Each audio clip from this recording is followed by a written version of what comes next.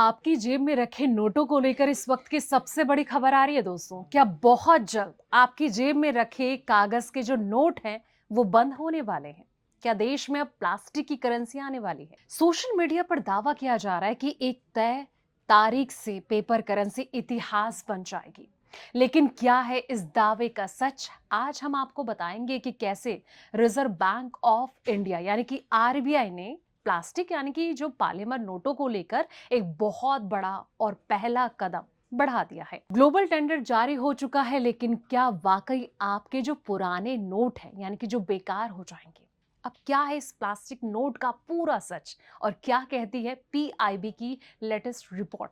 देश को चौंकाने वाली इस बड़ी खबर का पूरा सच जानते हैं इस रिपोर्ट में, इसलिए वीडियो को एंड तक जरूर देखें। नमस्कार दोस्तों, मैं हूं आपके साथ संध्या बिष्ट और आप देख रहे हैं द इकोनॉमिक टाइम्स हिंदी। दोस्तों, भारत में प्लास्टिक करेंसी को लेकर एक बड़ा अपडेट जो है वो सामने आया है। भारतीय रिजर्व बैंक यानी कि आरबीआई जो है प्लास्टिक यानी कि जो पॉलीमर नोट लाने की दिशा में एक बड़ा कदम बढ़ा चुकी है। आरबीआई की नोट छापने वाली कंपनी भारतीय रिजर्व बैंक नोट मुद्रण प्राइवेट लिमिटेड यानी कि ये दुनिया भर की जो कंपनियां इसे आवेदन मांग रही हैं। और इन कंपनियों को ऐसा पॉलीमर शीट बनाने होंगे जिनमें पहले से ही मॉडल सेफ्टी फीचर्स मौजूद हों और इन्हीं शीट पर भविष्य में भारतीय नोट छापे जा सकते हैं। मीडिया रिपोर्ट्स के मुताबिक ये कहा जा रहा है कि अगर ये जो योजना है लागू होती है तो भारत पहली बार कागज की जगह प्लास्टिक के नोट इस्तेमाल करेगा।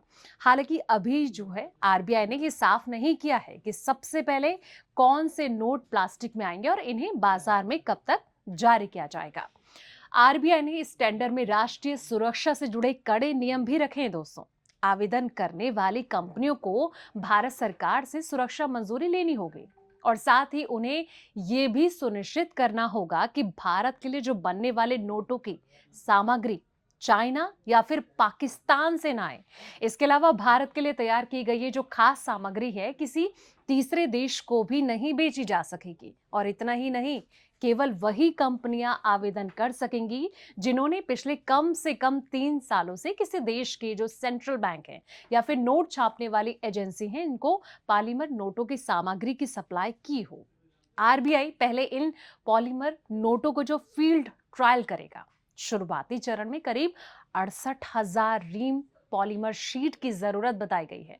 इनमें 2 अलग अलग मूल्य वर्ग के नोट जो हैं वो छापे जाते हैं।